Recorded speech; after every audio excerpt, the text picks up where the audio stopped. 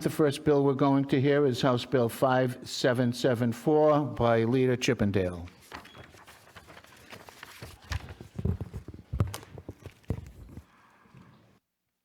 Welcome, Leader.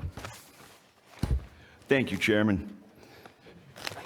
The other bill I have before you, 5858, is nearly identical. So this testimony will address both of them. What you have in front of you is titled the Failing School Choice Act. This act was modeled on a few different things, but primarily it was rooted in what we have in Rhode Island as an extremely successful program, the CTE Pathway program, where students are able to attend a school outside of their district for specific vocational or career development training that is offered by a different school. The sending district, from where the child comes, the funding for that child follows them, and the sending district is also responsible as long as that receiving district is in the same transportation zone to provide transportation. Outside of that zone, the parents are responsible for that transportation. So based on that model and just accepting the CTE and the career and technical education part of it and replacing it with the state's own metrics on whether or not a school is failing, and it's articulated in here, 15% is that mark. That would allow a parent to find a school that they felt would better suit their child's needs. They would engage in the same process that we see with pathways. The matter of that school suffering, whether it's from staffing shortages or other issues, is not diminished if they lose students, in the sense that it relieves some of the burden on that school if students do go to another district. That is a bit of a reprieve that allows that school to work on what all of our schools are working on right now, which is fixing stuff that's happening that needs to be fixed. It'll also, and most importantly, allow that child to receive an education that works for them. We're seeing too many generations of children just not able to excel, and we recognize that as a state, and we've been doing a lot to try to address that. One unique aspect to this is a funding mechanism that will help contribute, and it will actually help contribute to the sending district not feeling a financial hit. And it's titled the Rhode Island Education Revitalization Fund Act. This is an artifact from a bill, I think from 2020 or 2021, and I really liked it. And the general premise is this, that there will be a tax placed on, a property tax on real property for private colleges or universities or nonprofit colleges or universities or any other post-secondary school. And that money would go into this fund to help fund the education and to ensure that the schools are not bearing a financial hit as a student decides to attend another school. We feel that we have so many wonderful universities and colleges in the state of Rhode Island. We feel that an investment on some of these extremely large endowments that they have and some of the real property holdings that they have is an investment in their future students. Those students who receive a better education at the primary and secondary level, clearly, in a post-secondary setting, will thrive. And that is of benefit to the institutions, to the colleges, to the universities who receive these students. So that's an investment that they will be making into their own students, into their own universities, into their own success. Both bills have just been described. 5858 has one extra element, which again is an artifact, and it's also another bill, which is an ESA component. It works very much like our healthcare savings account, but it allows parents to First, it allows RIDE to identify a portion of the funding for that child's education that is available to go into an ESA, an education savings account that would be managed by the parents, guardians of the child. Those parents could also contribute to that ESA themselves. It's a very common investment vehicle. We see them all the time. We use them for savings accounts in healthcare and in other areas, and they just frankly have a track record of success. RIDE has a tremendous amount of control in this as well, in the sense that they have the ability to promulgate rules and regulations on how it can be spent. And the money that would be put into this ESA would be used for things such as tuition, tutors, technology, any sort of learning assistance that child may need or their circumstance may require. And it will, once again, I think it is to address the needs of the individual child. We all know and we all recognize that everyone learns differently. Everyone in this room legislates differently, and everyone learns differently. It's the way that it is. Some of us thrive in a highly academic setting. Some of us thrive in a more hands-on setting. Some of us thrive in non-traditional settings. Some of us love the regimented feel of a traditional setting. But each child does have that sweet spot where they learn the best and where they get the most out of their education. And there's no better person to identify that sweet spot than their parents, because their parents have raised them and are continuing to raise them and live with them and know them. This is an issue that clearly is something we feel strongly in as we've introduced this bill for several years now. And as Providence works to take care of what needs to be taken care of in Providence, which is a Herculean task, but it's not an impossible task. And it's, of course, we all agree, a worthwhile task. We have to, I think, at some point be willing to say, we've been doing the same thing for a very long time, and we're getting some less than mediocre results consistently. Maybe it's time we just tried to mix it up a little bit. Now, I contend that none of these things in here are that radical. I contend we do them all now in one form or the other, with the exception of the creative funding mechanism on the universities. But as far as the pathways and traveling from district to district, I believe that model has demonstrated success in the state of Rhode Island. I don't see any reason why it wouldn't be successful in this context either. And I will, of course, take questions. Are there any questions for Leader Chippendale? Thank you very much, Leader.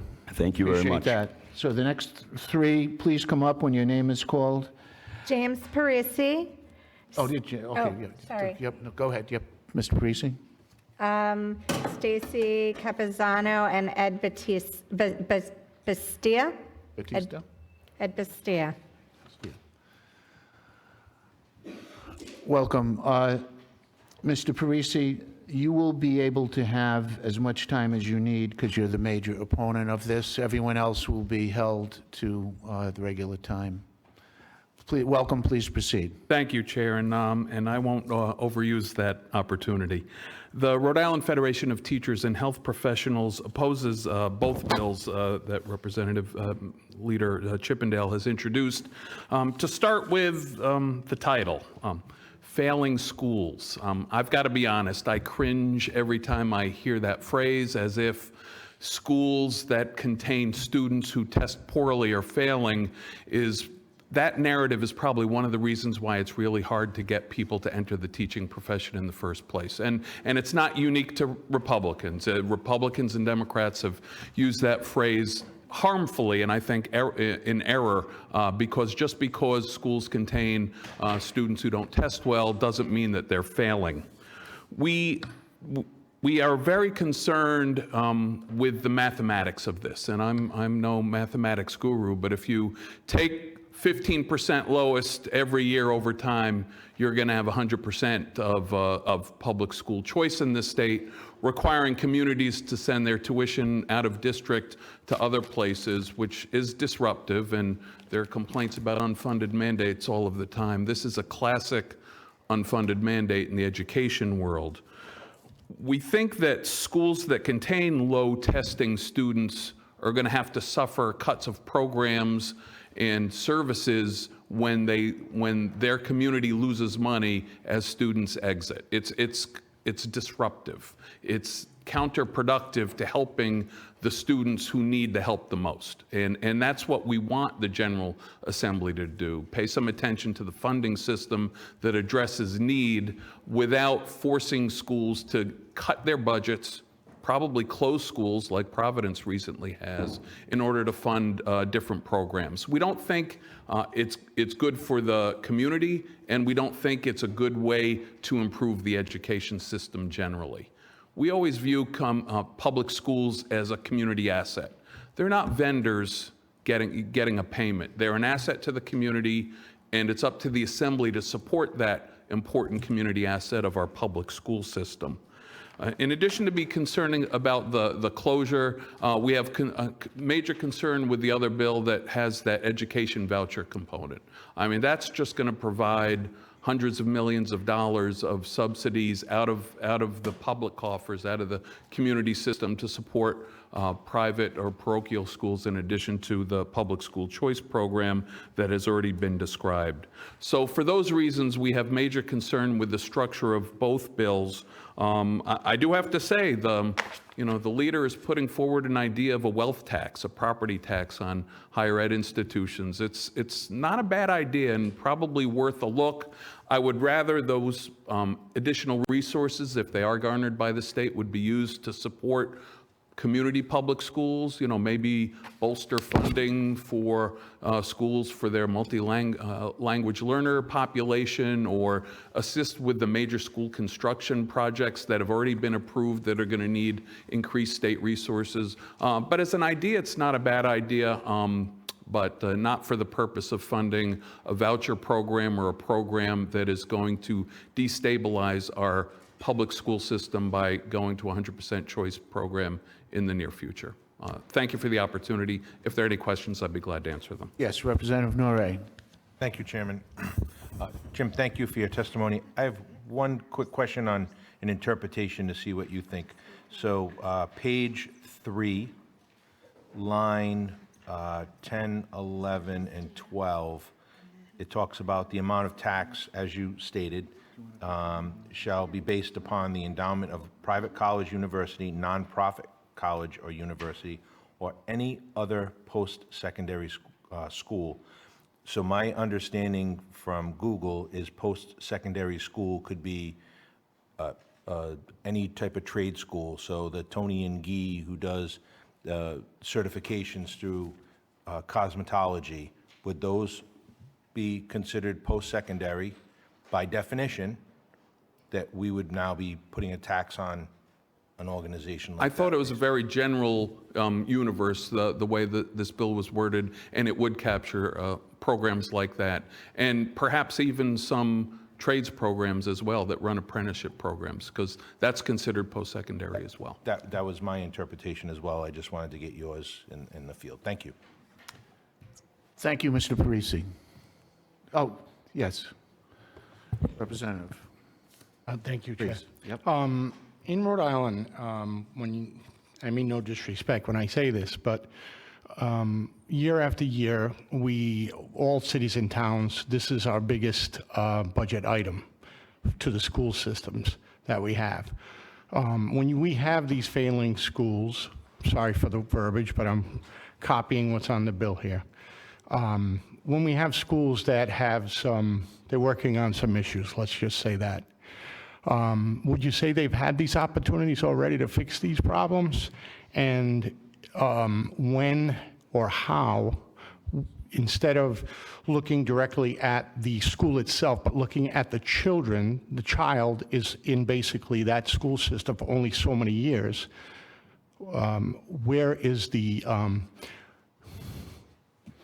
the most important, what is the most important issue there? Like, it should be the child, shouldn't it? So to start, the definition in the bill is the lowest 15%. We could have 100%, 100% proficiency in a public school, but you're always going to have a top 10, 15, 20%. You're always going to have a bottom 10, 15, or 20%.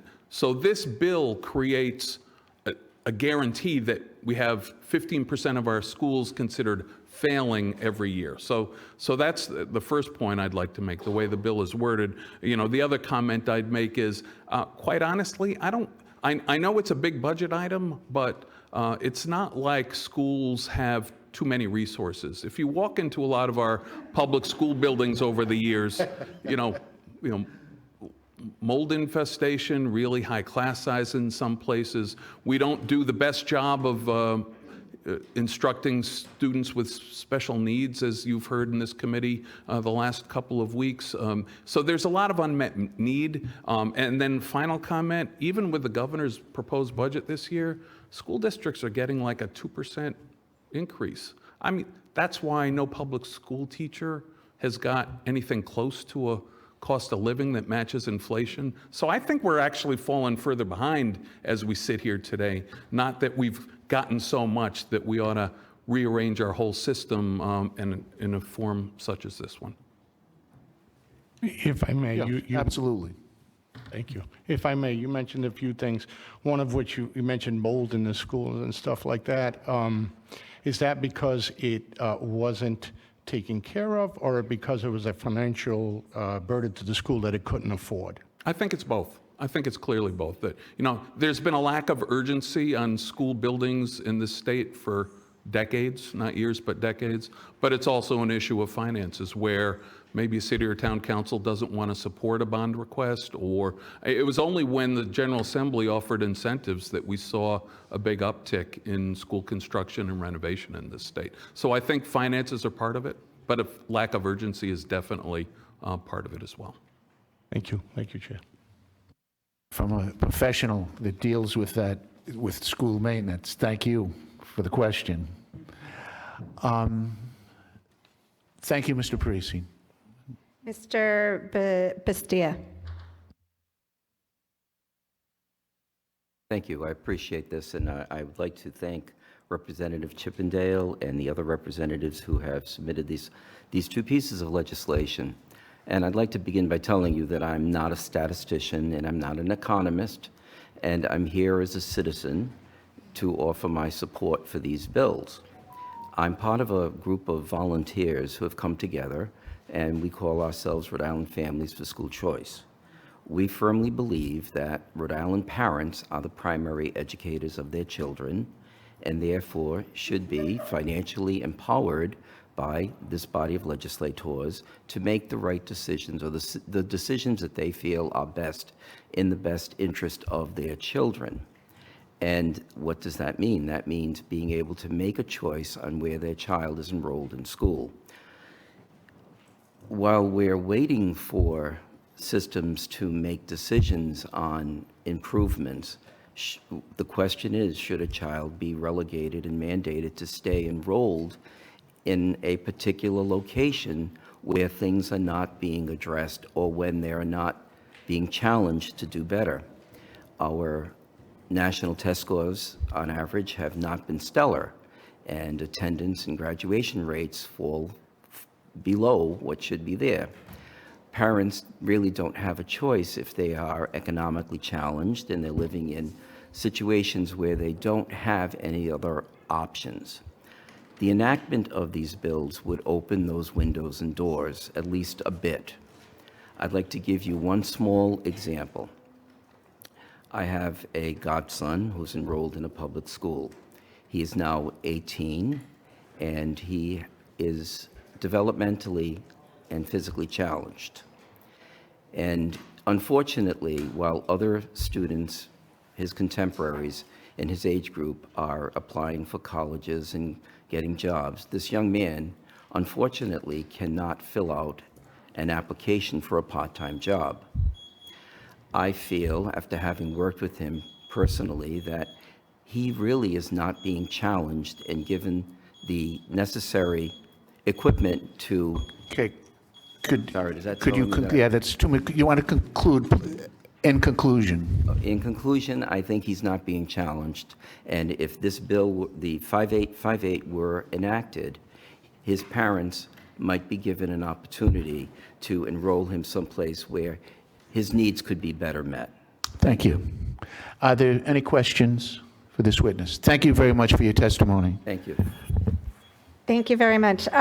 We have several more witnesses. It appears that none of them are speaking, but I will just read out their names, and they are all in favor of this, of both bills.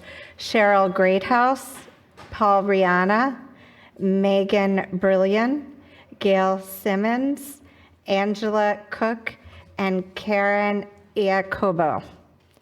And that concludes our witness list for these two bills. And all of the support letters are published on our website for all of the bills that we will hear tonight, both in support and opposition. Excuse me, Chairman, and if they're not, if the testimony is not posted yet, it will soon be posted. Right, because we have to physically post it, so there are still emails coming in now. We will post them when they come in, and further written comments. That concludes the hearing on 5774 and 5858.